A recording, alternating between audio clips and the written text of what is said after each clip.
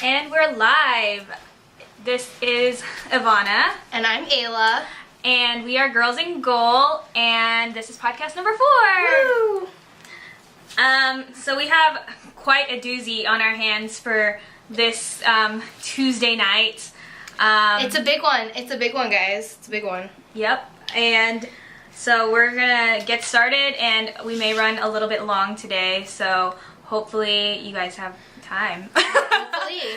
All good things, though, sort of, kind of. So sort of, kind of, maybe. We'll start by saying that if you're a Dynamo season ticket holder, that you should check your mail because you should have received an awesome letter full of dates and information. And if you're not a Dynamo season ticket holder, you should become a Dynamo season ticket holder because in addition to our Charities Cup match, we also get 2 CONCACAF games. So that's really exciting. That'll be exciting. Yeah, CONCACAF Champions League games. Just get a hold of the Dynamo front office and talk to them about it. Mm-hmm. Okay, and moving on. On to other Dynamo news. Aside from our heartbreaking loss to Sounders, we'll get to that. We'll get there. We'll get to that. But first things first.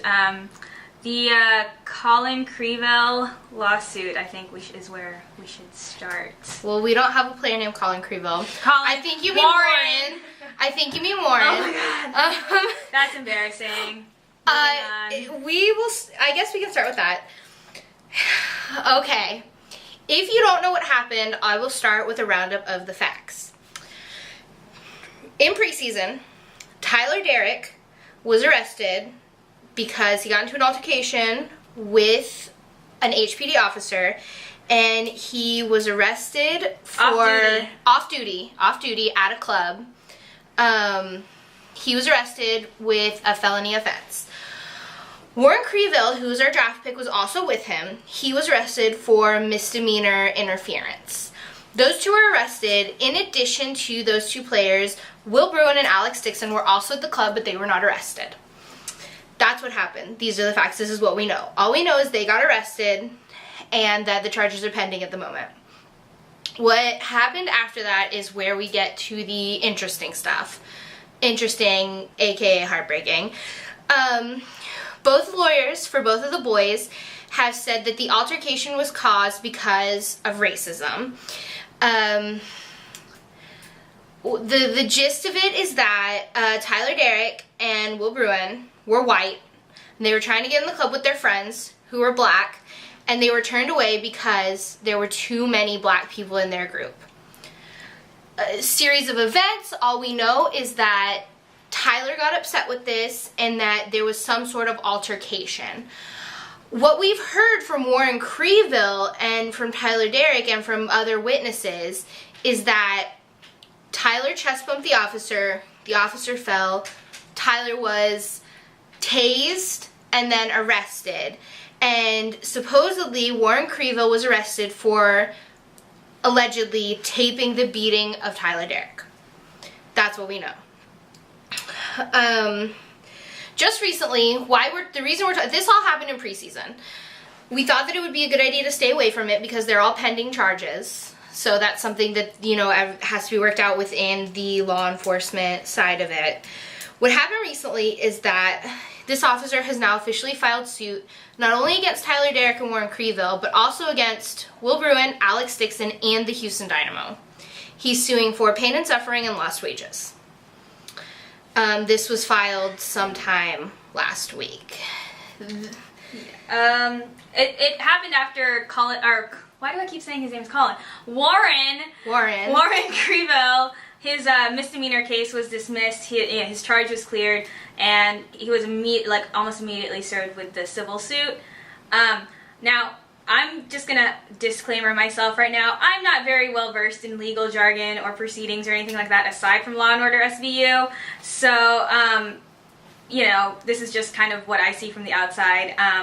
But honestly, it just seems like a blatant attempt at extortion of a professional sports team and athlete. That's exactly what I thought when I heard of it. I really do believe that this officer, and I could be wrong because as I said, I wasn't there. I don't know what happened. I was not a part of this at all. What it seems like to me is that this officer heard the words professional athlete and smelled a paycheck. The reason that this is obvious to me is because not only are the two who were charged and arrested in the case, he wasn't just suing them, he decided he was going to sue Will Bruin, who just happened to be there, and Alex Dixon, who just happened to be there, as well as the team. But he did not sue any of the rest of the group that was there with him. They were there with other people as well. They weren't just there with the players. Right, and the lawyer that's listed as his representation has kind of a sketchy history of, filing petty lawsuits and was sanctioned 4 times by the State Bar of Texas and suspended twice. So, and on top of that, this officer in question has also had some ethics violations brought up against him. So, I don't know all the specifics about this. I don't think you do either. But if you want some really, really good coverage, go to Houston Chronicle, the guy who writes up the Dynamo and the Soccer Sports Writer. He's put together some amazing stuff, and he'll have all the details there for you. But the lawsuit was filed, so the only thing that I'm a little bit concerned about was that I don't know if this lawsuit is going to require any of them to show up in court. If it does, it could potentially affect, because he's also suing, Tyler Derrick and Warren Creeville, they're not our starters. It could affect Will Bruin and Alex Dixon's playing time if they have to stay home in Houston to show up in court and miss an away game. Right. And that's the only thing I would be worried about. It's kind of sketchy to me that this officer is also suing the Dynamo, who had no part in this. I don't think Warren was under contract yet at the time we drafted him, but he wasn't quite under contract yet. So he hadn't been offered his contract yet. There's just a lot surrounding this lawsuit. Besides that, the way it seems to me, and again I could be wrong, if I went out and I punched an officer in the face, which is not what Tyler did, don't get confused, but if I went out and I got an altercation with an officer, they wouldn't also sue my employer. He would just sue me. Right. So that's why this whole thing seems a little bit fishy, and we'll have to see how it plays out. Neither of us are going to make assumptions, besides the fact that I just want to say Tyler Derrick is my favorite player personally, and anytime I've ever dealt with him, he's been nothing but a good guy, and I probably really annoyed him, so props to him. And I think that this is a little bit sketchy, and I worry that it's going to take some of our players out of the field, which worries me. So, well, that's that. That happened. That's what's going on, and obviously if we get any updates or if we know anything, we'll let you guys know. Moving on to an actual call-in. Colin Clark found himself in the midst of put himself in the midst of a little controversy this past weekend. I'm going to go ahead and say I don't think it was a little controversy. I think that it's something that was completely unacceptable. I'll go on record and say that. I have no problem saying that I think it was completely unacceptable. If you don't know what we're talking about, it happened in the 7th minute. Colin Clark called a ball kid a very, very, very offensive name. I won't go into it. You can look it up. You'll know what you probably already know what it is. But it is important to note that he did apologize. He did tweet and apologize. So, I'm probably gonna be of the unpopular opinion here, but it was, there's no question about it. It was absolutely wrong. It shouldn't have happened. It should never happen again. And I do think that MLS should take further action into it. However, I am also of the camp that human nature kind of plays a role in this. And everyone has said some stupid things in the heat of the moment that you regret later. Granted, this is on a whole different scale, especially because it was on national television and right next to a sideline mic. Ridiculous. Well, and besides it, to me, there's a difference between, calling somebody an asshole or calling somebody a douchebag and using the word that he used. Right, and there's always that. I'm not trying to justify what he did. I'm not trying to justify anything. but I'm also, you know, I do understand saying the wrong thing at the wrong time in the wrong situation. But that should never happen. What I will say for him is I do think that he is genuinely sorry. I think he's genuinely upset. I've met the guy. I've had a couple interactions with him. Again, he was never anything besides nice and respectful. And the way that his tweet read to me was that he was genuinely apologetic and genuinely sorry. I think he went about it the wrong way because he kind of made an excuse for himself, and I don't think he should have done that. But either way, these are new waters for the MLS. This is something that we haven't experienced in the MLS before on this scale. So I think it'd be interesting to see how the MLS does, like, what they do with it. Right. How they handle it. MLS response is going to set precedent from here on out, and I think they need to take steps to make sure that it doesn't happen again. But I also think that once, you know, I think Colin Clark has done everything that he can possibly do post situation. I do think it would be nice for him to make an actual apology to the press. I think that might help. I mean, that's not absurd to ask. Yeah. It's not crazy to ask that of him.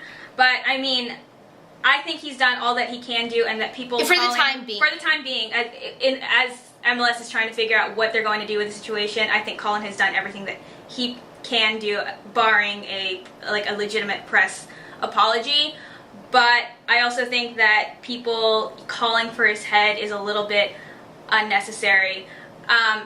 I understand that people are upset. I do. I just think that it's a little much. I mean, I think that's on a wider scale. I think, you know, he said what he said. We can't take it back now. He can't go back and change it. Nobody can go back and change anything that he said or anything that happened.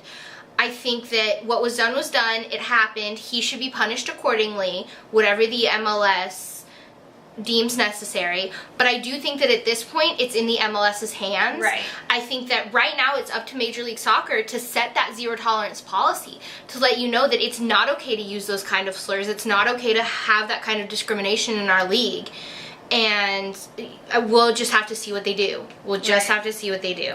But I think I also kind of have to make the point that being hostile and unforgiving in this situation is not going to do anybody any good. It's going to make, you know, it's going to make people look hostile and unforgiving and not understanding that people do make mistakes. And yes, this is serious. It bears a lot of weight on the MLS now, more like in terms of what their response is going to be. But I think everybody should be moving forward as soon as... And on some hand, I mean, it sucks that it had to happen this way, but on some hand, this is kind of good for the league because now we're going to be able to set precedents for this is not okay, you can't do this, you can't say these things.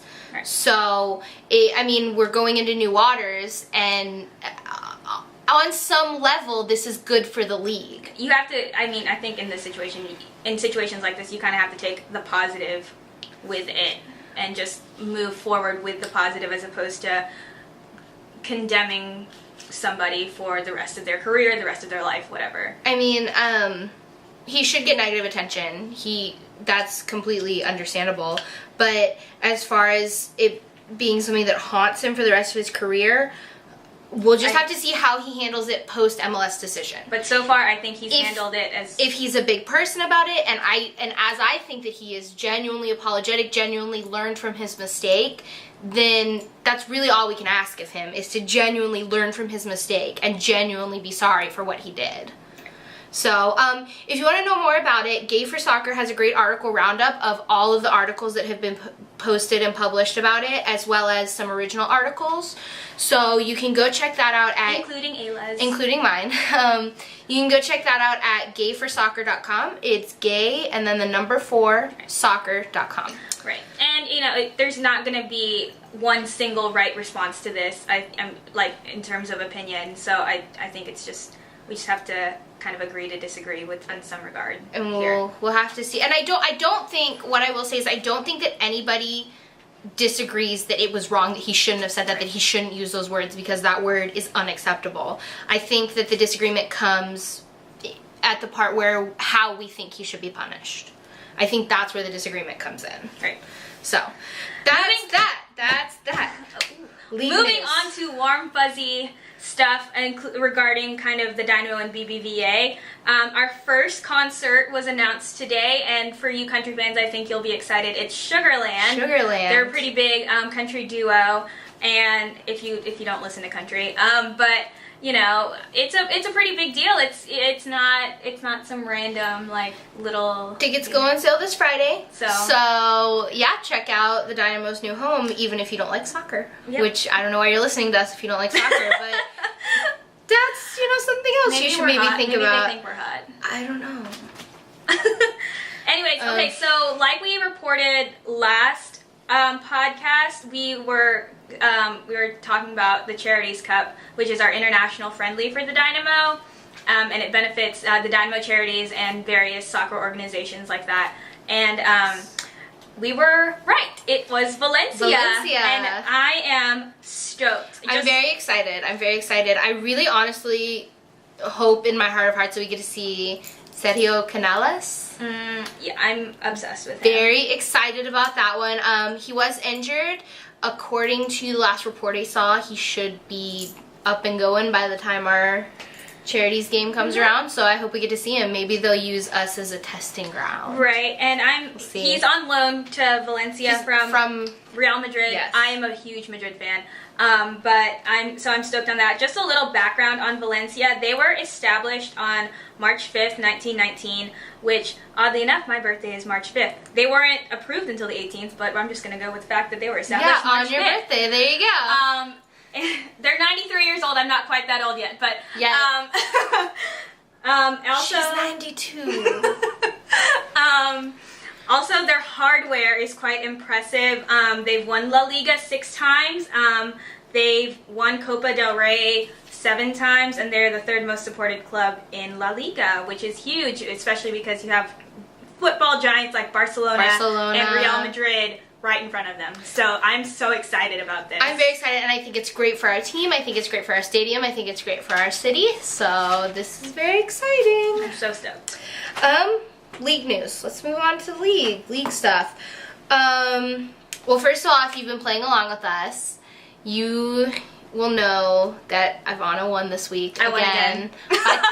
by 3 points again. So my lead has been extended to 6 points. That puts her up to 6 points ahead of me. This week we got some new players, so we'll get to them a little bit later. But if you've been keeping up with the game, Ivana did win again this week.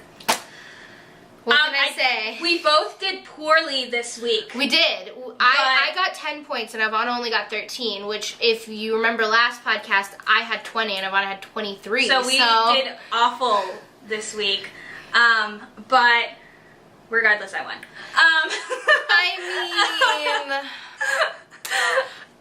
My problem is I keep putting faith in Math. You need to stop. You need to stop. My heart! My emotions. Oh my god. No, but that actually, interestingly enough, brings us around to Save of the Week. And my 2 favorites actually included Math. Math and Ricketts were my 2 favorite Save of the Weeks. Despite the fact that Philly ended up losing, which so did Montreal. Yeah, despite the fact that both ended up losing, but especially that Philly ended up losing, I think that if you go and watch his goal that's up for, or his save that's up for Save of the Week, it shows what he can do in high pressure situations, which I think is important as far as growth is for him. I think that he's one to grow, and I think that we should watch him towards the end of this season and next season. The start of next season. Yeah. Yeah, I like the Ricketts save that you're talking about. I know which one you're talking about. I also have to give props to Kevin Hartman for stopping a Kai Kamara penalty. I mean, that Hartman save, what I wrote down was, the Hartman save was LOL. And to me, I will explain to you why it was funny to me. I think that it's funny to me especially because Kamara is one of our biggest shit talkers in the league. He talks a lot of crap, he talks a big game, like he's got some swagger and he knows it and he puts it out there. And so it was kind of funny for me to watch Hartman kind of take it down a peg. I mean, he went on and scored later and made up for it, but at the same time, I just, props to props to Hartman for saving, you know, a penalty kick, which are hard to save. Exactly. And it was a Kamara penalty kick, which is kind of a big deal. So I was proud in that moment. I'm not a big Dallas fan, but in that moment, my heart swelled 10 sizes. I mean. So I guess now we have to talk about the Dynamo game. I guess. I mean, if we're still talking about the save of the weeks, the only note that I have about the Chivas was that Kennedy was on point that whole game, but my main note about his save was that he's hot, so you should keep that in mind. Yeah, Dan Kennedy is definitely he's hot. Definitely starting to be a crush for me. So goalkeepers have always been like a little I like the goalkeepers and defenders quite a bit. So but yeah. I mean, I guess if we're still talking about league news before we move on to our games, something that happened in celebrity news. Oh, goodness. If we're doing some celebrity stuff here, which I think it's relevant, and I think that all of the One Direction fangirls will agree with me, is that One Direction, if you don't know who they are a boy band from the United Kingdom, and they've kind of come and take our country by storm recently. They're the only UK group that has debuted with their album at #1, so that is a big deal, and they sold out their summer tour in like 10 minutes or 11 minutes or something insane like that. So they've been kind of making a splash, and they posted a video diary this morning of them playing football, as they call it, soccer as we know it, in the park, and they were wearing New England Revolution jerseys. So that's kind of exciting. I know that what I've seen from the reactions I've seen on Tumblr, just from looking at that tag after I noticed they were in Revolution jerseys, was that a lot of girls were like starting to talk about the MLS and starting to talk about soccer. So, I mean, it could be good. They're kind of, hopefully it's not like back, I think last season Justin Bieber went out and he wore a Barcelona jersey, and then like a week later he wore a Madrid jersey. You can't do that! Yeah, and kind of made himself look stupid. So hopefully, luckily it was an MLS team. It wasn't like a national team. It wasn't, you know, big rivalry team, so they can't make too much of a fool of themselves, luckily. But yeah, I just think that it's interesting to note that they were wearing Revolution jerseys. So that's cool. And if you look at their recent signing dates, they've only been going to MLS cities, I've noticed. They were in Toronto and Dallas and Montreal. So, yay, MLS cities. Yay, One Direction. This is all A-list. Celebrity pimpin'. Yeah. This is all A-list field. I'm not a directioner.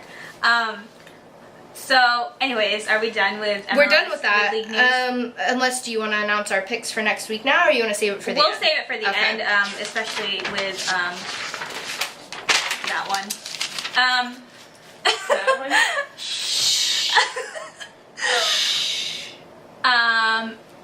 And okay, so I guess we're gonna talk about the Dynamo game now.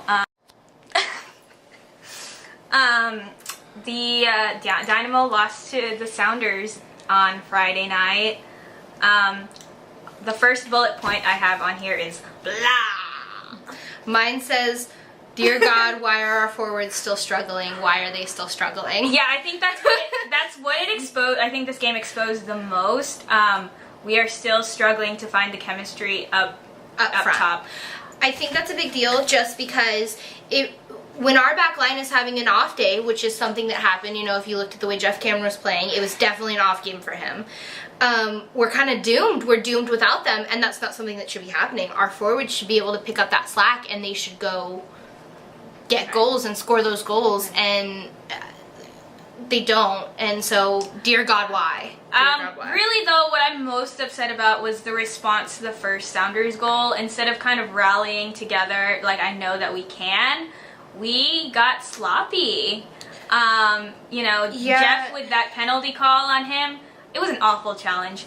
I sat there and I was like, if that had happened to one of our players, I would have been screaming. I would have been livid. I would have been livid for that penalty. You know, unfortunately, both of the goals rest on Jeff Cameron's shoulders, which it hurts me to say that. It pains me to say that, because especially I think because last week we were singing his accolades. And I love him, and I think that he's great and he's wonderful, but unfortunately, yeah, both these goals rest squarely on Jeff Cameron's shoulders, which It hurts me to say that, but it's not fair to blame the rest of the back line. It's not fair to really blame anyone, but if you go and you watch the goals, you can pinpoint the place where it happened, and it did have to do with Jeff Cameron. One thing that does mean is that because of the way that I've seen Jeff play and I've seen him come back from kind of adversity, it means he's going to come out firing on April 15th. Absolutely. So he's going to be on point, like not missing anything. So that is one kind of bright spot in the fog. I have a couple more bright spots. I'm going to have a little bit of a Gisele Bündchen moment here. Brad Davis is one man and can only do so much. He cannot get on the end of his own crosses into the box. I'm sorry. Whether they be, corners, whether they be run of play crosses, he can't get on the end of them. I'm sorry. Brad Davis is a legend. He's legend, wait for it, dairy, because he is. And I agree, he can't be the whole team. He can't be 11 players. Although, I do have to say, Tally Hall looked really, really, really good. Especially with that penalty kick, that Evans penalty kick. He guessed right, he just wasn't fast enough. That if he had come... Granted, Brad Evans he didn't hide where he was going with that ball. That's true. But Kamara didn't hide where he was going. The difference between Hartman saving that Kamara goal and Tally missing that Evans goal is that if you watch Hartman, he jumped off that line. He was just faster. If Tally had jumped off just a fraction of a second faster, he would have gotten it. There's no question in my mind. So I think Tally did a really good job with what he was given also, to work with. Yeah. Also, since we're talking about bright spots, I'm stoked for the return of Camargo. Yes. I think he'll be, kind of the final piece to really bring the midfield together. He'll bring in another level of service. And he was aggressive. Yeah. He was going for it, which is something that I really appreciate, something that I think our formation is lacking overall. Right. And, I think the next 2 weeks he's really going to get, game fit, and he's going to be ready to go. So... That's exciting. The only thing I have to say about the Sounders was well played. Honestly. Well played. I do have to give Brad Evans accolades. I'm not a huge Brad Evans fan. I don't think he's anything spectacular, but this game he was on point. Yeah, and I do want to say that the Estrada goal was beautiful. I thought it looked really good. I thought it looked nice. It took a deflection, but it's a goal. A goal is a goal is a goal. Yeah. That's that. So we're doing something really exciting on Girls in Goal this week. We are excited and stoked to have a new girl in goal this week. Our first guest spotter. And she is coming. She's coming. She might sit with us. She might sit with us a little might bit. not. But yeah. So, introduce yourself. Tell us a little bit about yourself. Oh, shut up. My name is Mandy. I am Ivana and one of Ayla's good friends. We're all Dynamo girls, so I think this will be fun to do. It'll be really So let's move on to the first game you're going to help us with. Let's talk about this Timbers versus Revolution game. Alright, well that was just a sad game because I feel like Portland goes in and they have such a great home field advantage that I don't necessarily say they have a big head, but I think they go in expecting a win sometimes. And, when you play a team like the Revolution who you never really know what they're going to give you. Kind of the underdogs. Yeah, they did come out pretty low last season. And it just, the first 35 seconds to get a goal completely lowers their confidence and just kills them. So yeah, granted, it was nice though. Oh, it was a great goal. Nice goal. There was no way Troy Perkins could have stopped it. It was very good, but although I do want to say that I thought after that goal they kind of rallied together, which is something the Dynamo didn't do, and they looked good in the first half. I was kind of expecting them to come back and get another one. They didn't, and by the time the second half rolled along, I thought they lost control of the game way too easily. Yeah, and I think props to the Revs for holding on despite the Timbers controlling most of that first half. Yeah, because the Timbers really did, after that goal, they came together, they were firing, they were ready to take them on, but unfortunately, They kind of switch. They're usually stronger in the second half. I think the season's going to be very hard to prove themselves since they lost Kenny Cooper because he's, he was a good striker. He was a great striker for them, But they did gain Chris Boyd. This is true. So you can't. And I mean, if you look at some of Boyd, the thing about Boyd this game, he had a few really good opportunities, and they were just dwindled. They were just lost. I don't know what was going on. He also has a finishing issue apparently. Had one this game. I don't know. That's what she said. Oh, I know. I heard that. I heard he has a finishing issue, and I was okay. Anyways, silver platter. Chris Boyd is. I don't know. I don't really know how to think of him. I know I don't really understand why everyone puts him on a pedestal. He has already had a goal this season, but Kenny Cooper, I think, is someone that, it's a good, the Bulls picked him up, and that's a great pickup for them because he has proved himself, and Chris Boyd has. And he's still proving himself. Moving on, if we're talking about Kenny Cooper, you're right, he earned his check this week because, holy shit, I mean, that Red Bulls versus Rapids game, oh my god.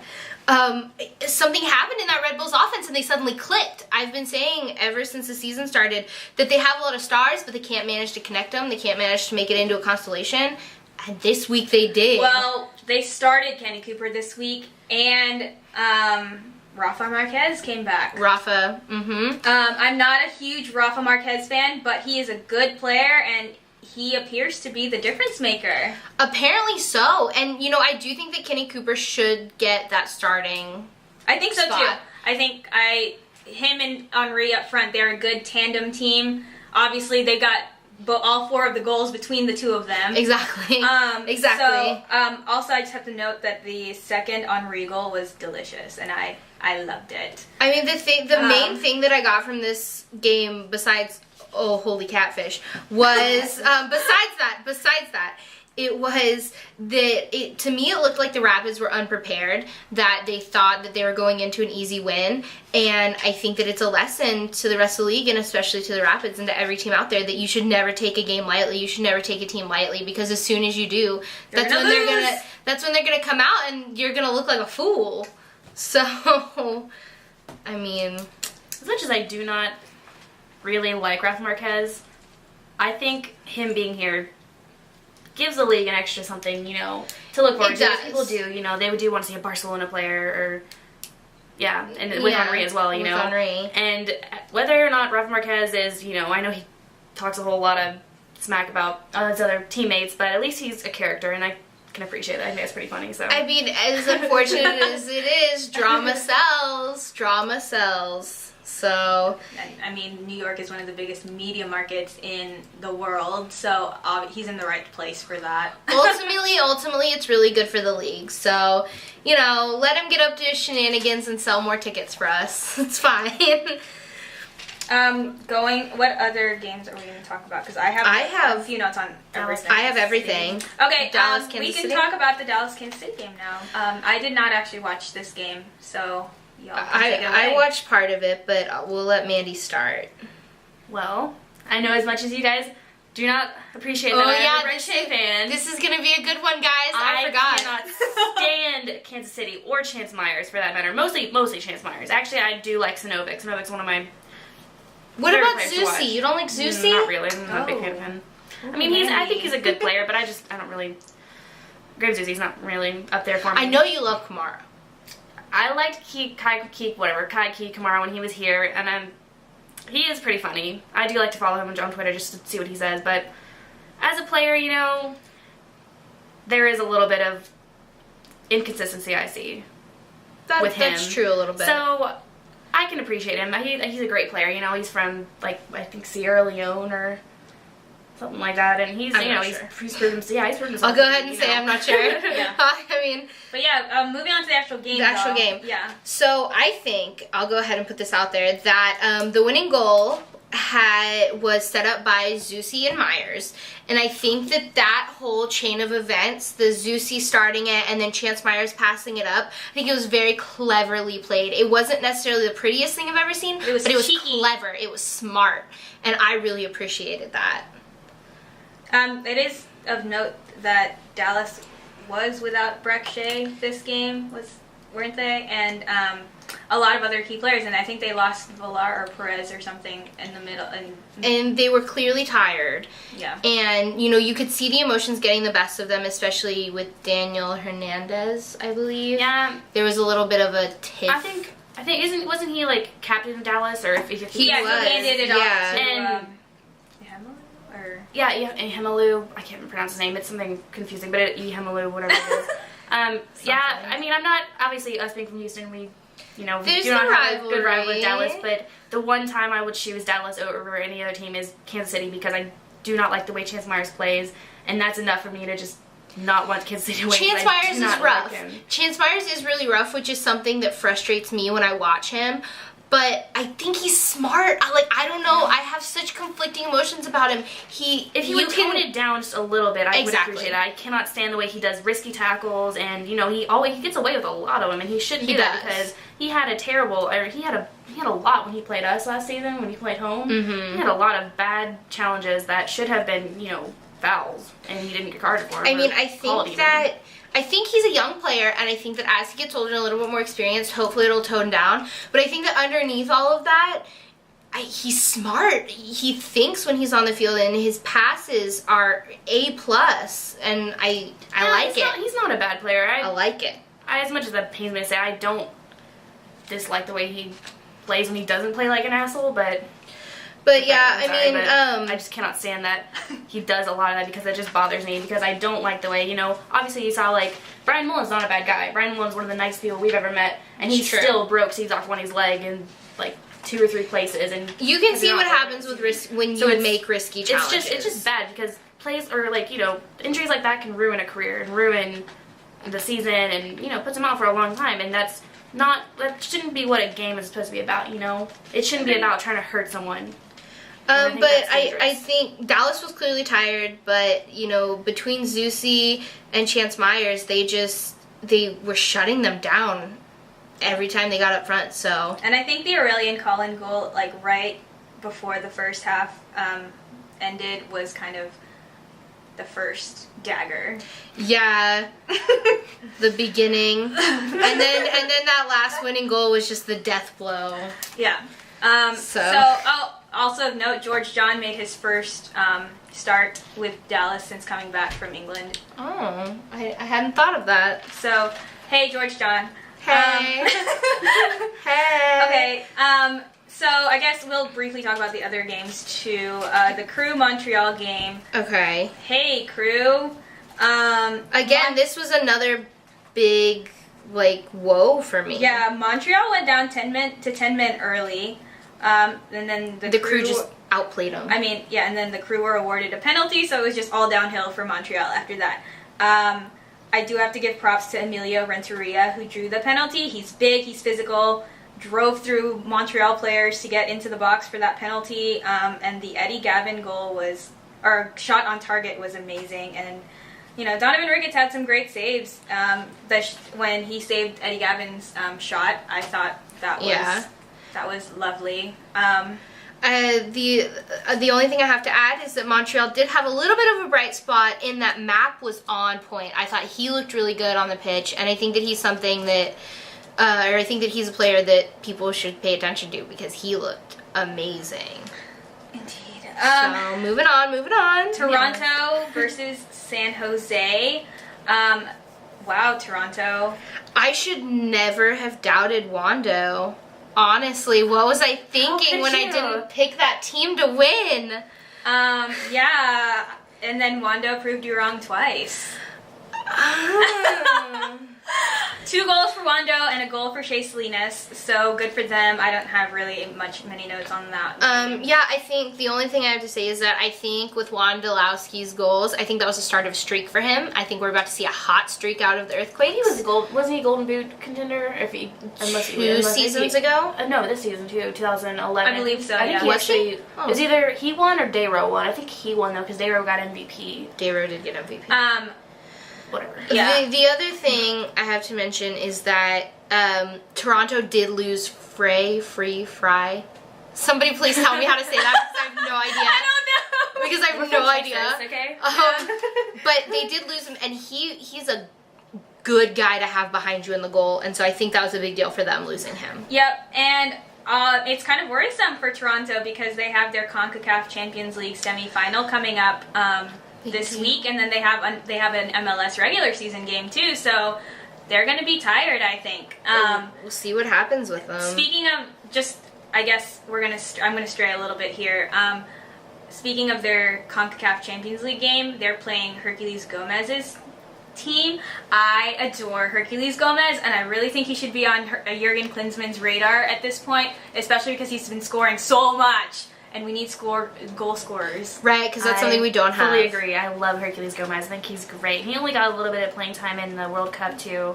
I think he and Stewart they didn't get enough playing time, personally, I think, but I think, I mean, love him. as far as healthy players go, I think Herculez Gomez needs to be getting some nods. Definitely. So we will move on to Chicago Fire versus Philadelphia The only Union. note I have on that is Sapaduro. Yeah, and yeah, that guy's amazing. I've always thought that he was amazing. I was very, very sad when we traded him. But he's a good player. He at one point had a finishing issue. Clearly not anymore. Clearly he is taking care of that. Fixed it. Well, I think that's kind of I don't want to say a curse, but I think that's kind of a strange thing with the Dynamo. You see a lot of players that get taken away and then excel at other teams. Wondolowski, Oduro. I mean, come on. This season that's been doing crazy. Dayro, obviously. Dayro. He's been good. But he was good for us. Yeah, he was good here too. He's good everywhere. Yeah. So. But yeah, so what up, Oduro? The only other thing I have for that is I think that a big downfall for Philly was losing Caliph was losing Caliph to injury. I think he's a big deal for them. And I think that he's a big part of their confidence, which I think, aside from him being a good player, also plays a big role. Philly is very clearly, you can tell when they're confident and you can tell when they aren't. Yeah. And it clearly plays a role in them winning. I thought McMath held his own as well as he could, but Oduro was just too dangerous. He was just too good.